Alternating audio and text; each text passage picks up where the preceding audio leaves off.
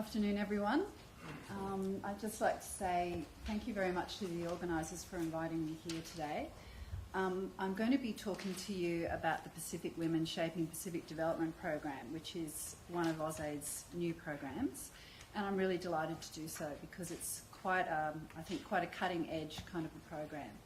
So I'm looking forward to your responses to my my presentation as well. So this is a 10-year program, which is unusual for AusAID in itself, in recognition that a lot of the barriers that women face in achieving equality are long-term, long-term changes are needed and long-term support over really generations, actually. But 10 years is a good start.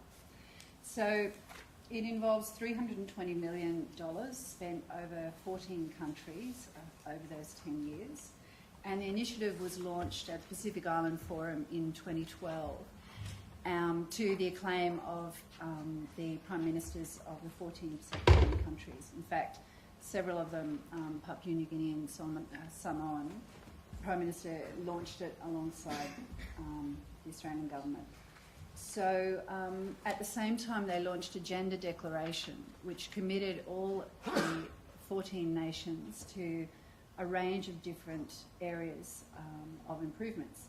And they are around things around leadership, as you talked about, and in fact they did commit to temporary special measures for women in parliaments and also at local level, and also looking at women on boards, for example. So women's leadership, there were a whole range of agreements there. There's also agreements around women's economic participation and looking at informal areas of employment, so in produce markets and those kinds of things, improving the safety and the voice of women to local government to improve those markets. So there's quite a range of things that Pacific Island leaders have agreed to, which is great because this program very much aligns with a lot of those agreements. So really, before moving on, I just wanted to talk a little bit about why AusAID decided to fund this initiative. In the past, a lot of the work that we've done in AusAID has very much followed a mainstreaming approach. Whatever investments we make are meant to include women and benefits for women. And really, the World Development Report that the World Bank launched in 2012 around gender equality was very kind of, transformational actually for AusAID's work in recognising that in many respects mainstreaming works if there aren't particular and persistent barriers that are illogical, for example, or are particularly discriminatory. So getting more schools into more communities is going to immediately impact on women or girls and boys' education, except in areas where there's discrimination against girls that stop them going to schools. So there's an argument you could put in more roads, you could build more schools and hospitals, but if women's mobility is hindered by, for instance, the threat of violence, they're not going to use those schools. So particular investments need to be made around the areas of discrimination and disadvantage. So this program, so that's really what this program is, to add additional focus around those key areas of disadvantage that women in the Pacific experience. So we recognise that in 10 years, really, probably the most we'll be able to do is help Pacific Island advocates, whether they're government or community-based, to shift some things within targeted areas. The whole, everything's not going to change in every country over that 10 years. So we're looking at how do we target and focus locality as well as on particular areas of disadvantage. This is a very long, boring looking slide, but these are the 7 key result areas. The first 3 are what we call underlying investments, really. These are things that we will be investing in. So, for instance, enhanced knowledge and evidence base to inform policy, all of ours, Pacific countries and Australia's policy, to improve our practice in meeting the needs of disadvantaged women. We also want to strengthen women's groups and coalitions for change, as well as male advocates, because we recognise that it's critical for men to be involved in these changes. These are changes between the relationships between women and men. Both have to change. So around the world, these changes are not usually led automatically by government. I mean, we can look at the Australian government as an example of that. The changes that have occurred have been largely driven by women advocates and their supporters from community level, demanding changes. So we want to support voices of Pacific Island women and men to ask for those changes. So the third one, you mentioned in your talk about their social norms and culture. It's very tricky for a donor to skate out onto the thin ice of cultural change.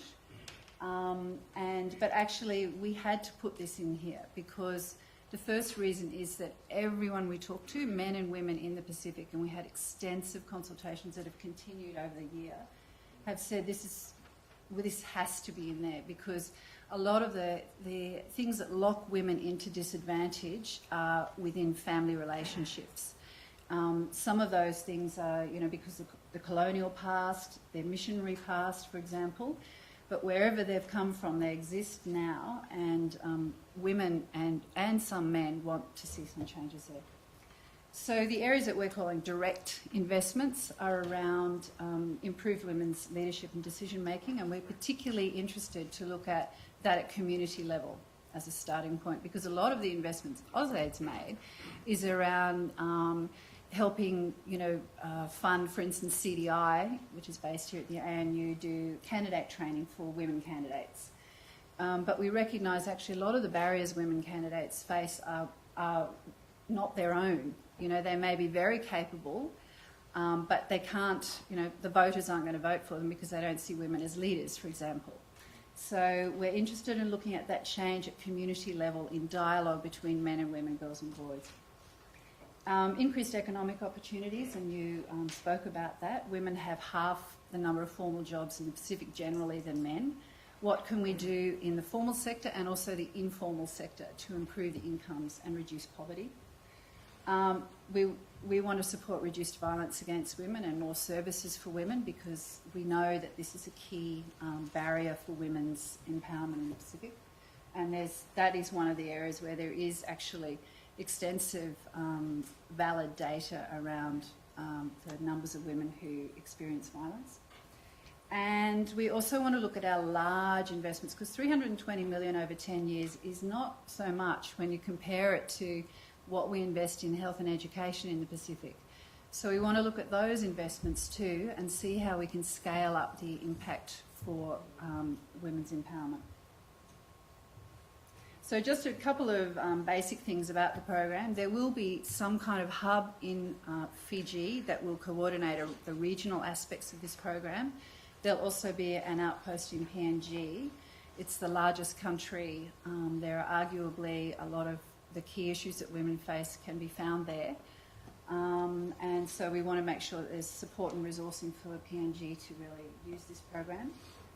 And what's interesting as well for me, having been a gender advisor in AusAID for 6 years or so now, is the fact that 70% of the program is occurring through country programs. So they are beginning to take much more ownership of the program. And those who aren't AusAIDers, there's always this kind of rub between regional programs and country-based programs. That ownership is really important. So I think that's been a really good thing. There's 3 country plans. So at the moment there's a regional design occurring and that will finish middle of August. At the same time there's country planning processes that have been very participatory and some of you have been to those processes in your countries. And PNG, Solomon Islands and Cook Islands are finished. The plans are online if you want to have a look. There's draft plans for the next 4 and Samoa is the last one and that's being completed at the moment. There's been a range of partnerships established with government, NGOs and development partners, which was great. And just a little snapshot. How am I going time-wise? Okay.